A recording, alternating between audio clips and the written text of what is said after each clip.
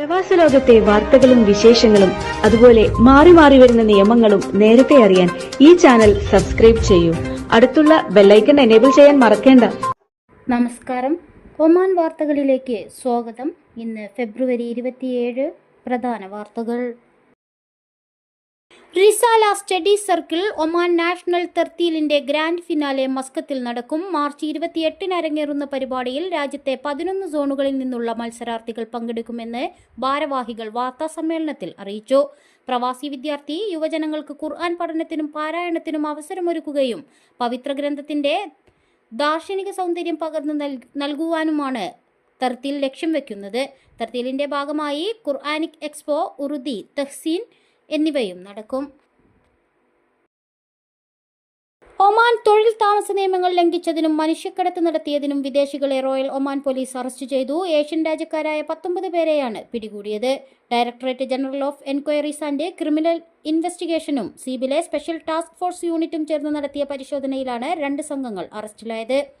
തൊഴിൽ താമസ നിയമങ്ങൾ ലംഘിച്ചതിന് 6 പേരും വ്യത്യസ്ത രാജ്യക്കാരായ സ്ത്രീകളെ മനുഷ്യക്കടത്ത് നടത്തുകയും പൊതുധാർമ്മികതയ്ക്ക് വിരുദ്ധമായ പ്രവർത്തികളിൽ ഏർപ്പെടാൻ നിർബന്ധിക്കുകയും ചെയ്തതിന് 13 പേരുമാണ് പിടിയിലായത്. ഇവർക്കെതിരെ നിയമ നടപടികൾ സ്വീകരിച്ചു വരികയാണെന്ന് റോയൽ ഒമാൻ പോലീസ് കൂട്ടിച്ചേർത്തു. ദാഖിലിയ ഗവർണറേറ്റിലെ ഇസ്കി വിലായത്തിൽ കൃഷിയിടത്തിൽ തീപിടുത്തം. കഴിഞ്ഞ ദിവസമാണ് സംഭവം. മാലിന്യത്തിനാണ് തീപിടിച്ചത്. ആർക്കും പരിക്കില്ലെന്ന് civil defence and ambulance authority അറിയിച്ചു. അഗ്നിശമന സേനാംഗങ്ങൾ തീ നിയന്ത്രണ വിധേയമാക്കി. തീപിടുത്തങ്ങൾ ഒഴിവാക്കുന്നതിന് മാലിന്യങ്ങൾ കൃത്യമായി സംസ്കരിക്കണമെന്ന് അധികൃതർ ഉണർത്തി. കോൺസുലാർ സേവനങ്ങൾ മെച്ചപ്പെടുത്തുന്നതിനായി ഒമാൻ വിദേശകാര്യ മന്ത്രാലയം ഈ സർവീസ് പോർട്ടലും ആപ്പും ആരംഭിച്ചു. നയതന്ത്ര കോൺസുലാർ പ്രവർത്തനങ്ങളിൽ സാങ്കേതികവിദ്യ സംയോജിപ്പിക്കുക എന്ന ലക്ഷ്യത്തോടെയാണ് ഈ സർവീസസ് പോർട്ടലും സ്മാർട്ട് ഫോൺ ആപ്ലിക്കേഷനും അവതരിപ്പിച്ചിരിക്കുന്നത്. മന്ത്രാലയത്തിന്റെ പ്രവർത്തനങ്ങളിൽ നൂതന സാങ്കേതികവിദ്യ സംയോജിപ്പിക്കുക, ഡിജിറ്റൽ ആശയവിനിമയം മെച്ചപ്പെടുത്തുക, പൗരന്മാർക്കും താമസക്കാർക്കും സന്ദർശകർക്കും ഒരുപോലെ കോൺസുലാർ സേവനങ്ങളിലേക്കുള്ള ആക്സസ് മെച്ചപ്പെടുത്തുക എന്നിവ ലക്ഷ്യമിട്ടാണ് ഈ സർവീസസ് പോർട്ടലും ആപ്പും രൂപകൽപ്പന ചെയ്തിരിക്കുന്നത്. ഒമാനി എംബസികളുമായും കോൺസുലാർ സേവനങ്ങളിലേക്കും ഉപയോക്താക്കൾക്ക് ആശയവിനിമയം നടത്തുന്നതിനുള്ള സംവേദനാത്മക മാർഗം നൽകുകയെന്നതാണ് ഇതിന്റെ ലക്ഷ്യം. ഇതുവഴി എപ്പോൾ വേണമെങ്കിലും എവിടെയും കോൺസുലാർ സേവനങ്ങൾ എളുപ്പത്തിൽ ആക്സസ് ചെയ്യാൻ സാധിക്കുമെന്നും മന്ത്രാലയം അധികൃതർ വ്യക്തമാക്കി.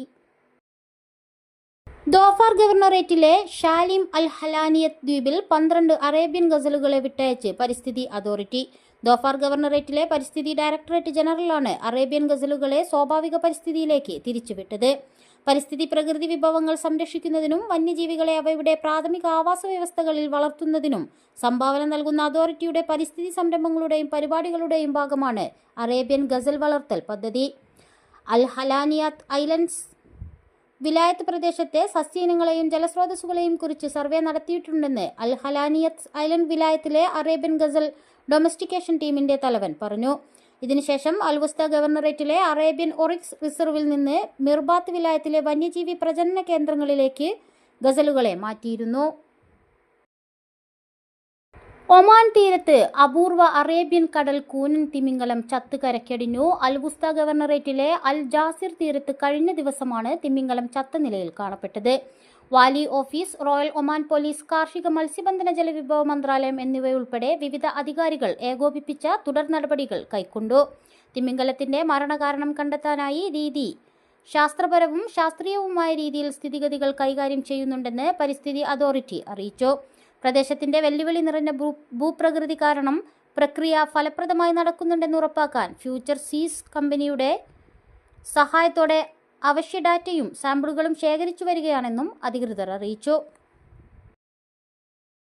റമസാനിൽ ഉപഭോക്താക്കൾക്ക് വിലയേറിയ സമ്മാനങ്ങളും മികച്ച ഷോപ്പിംഗ് അനുഭവങ്ങളും സമ്മാനിക്കാൻ KM trading Al Safa group shop and drive ക്യാമ്പയിനിലൂടെ 7 കാറുകളാണ് ഉപഭോക്താക്കൾക്ക് സമ്മാനമായി ലഭിക്കുക. ഈ മാസം 23-ന് ആരംഭിച്ച ക്യാമ്പയിൻ ഏപ്രിൽ 7 വരെ തുടരുമെന്ന് മാനേജ്മെന്റ് പ്രതിനിധികൾ അറിയിച്ചു. പ്രമോഷൻ കാലയളവിൽ KM trading Ruwi, Salalah, KM hyper market, Al Khuwair, Saham, Al Safa Amerat, Dank, Al Safa mall, Mabela എന്നിവിടങ്ങളിൽ നിന്നും 10 റിയാലിന് സാധനങ്ങൾ വാങ്ങുന്ന ഓരോ ഉപഭോക്താക്കൾക്കും ലഭിക്കുന്ന കൂപ്പൺ വഴി നറുക്കെടുപ്പിൽ പങ്കാളികളാവാം. 3 ഹുണ്ടായി ടെക്സൺ, 4 ഹുണ്ടായി ആക്സൻ വാഹനങ്ങളാണ് സമ്മാനങ്ങളായി നൽകുന്നത്. ഏപ്രിൽ 17 വ്യാഴാഴ്ച വൈകിട്ട് 7 മണിക്ക് ഗ്രാൻഡ് നറുക്കെടുപ്പ് നടക്കും.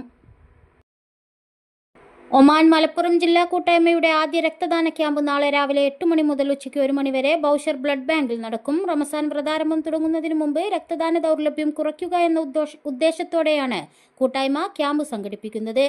ഒമാനിലെത്തി 4 മാസം കഴിഞ്ഞവരും ആന്റിബയോട്ടിക് മരുന്നുകൾ ഉപയോഗിക്കാത്തവരുമായ ഒമാൻ ID കാർഡ് കൈവശമുള്ള ആർക്കും രക്തദാനം ചെയ്യാവുന്നതാണ്. ഇന്ത്യൻ കോസ്റ്റ് ഗാർഡ് കപ്പൽ ഷൂർ മസ്കത്തിലെ സുൽത്താൻ ഖാബൂസ് തുറമുഖത്തെത്തി. മിഡിൽ ഈസ്റ്റിലേക്കുള്ള വാർഷിക വിന്യാസത്തിന്റെ ഭാഗമായി കഴിഞ്ഞ ദിവസമാണ് കപ്പൽ ഒമാനിലെത്തിയത്. വരും ദിവസങ്ങളിൽ റോയൽ ഒമാൻ പോലീസ് കോസ്റ്റ് ഗാർഡുമായി നിരവധി പ്രഭാഷണങ്ങൾ, പരിശീലനം, അഭ്യാസങ്ങൾ എന്നിവയിൽ ഏർപ്പെടുമെന്നും അധികൃതർ അറിയിച്ചു. തെക്കൻ പാത്തിന ഗവർണറേറ്റിലെ ബർക്ക വിലായത്തിൽ നിരവധി വാണിജ്യ സ്ഥാപനങ്ങളിൽ മോഷണം നടത്തിയ പ്രവാസി അറസ്റ്റിൽ. കഴിഞ്ഞ ദിവസങ്ങളിൽ നടന്ന മോഷണ സംഭവങ്ങളിൽ റോയൽ ഒമാൻ പോലീസ് നടത്തിയ അന്വേഷണത്തിലാണ് ഏഷ്യൻ രാജ്യക്കാരനായ പ്രതിയെ പിടികൂടിയത്. ഇയാൾക്കെതിരെ പോലീസ് നിയമ നടപടികൾ സ്വീകരിച്ചു വരികയാണ്. ഇതോടുകൂടി ഇന്നത്തെ വാർത്തകൾ ഇവിടെ പൂർണ്ണമാവുന്നു. കൂടുതൽ ഒമാൻ വാർത്തകളും വിശേഷങ്ങളുമായി നാളെ വീണ്ടും കാണാം. നമസ്കാരം.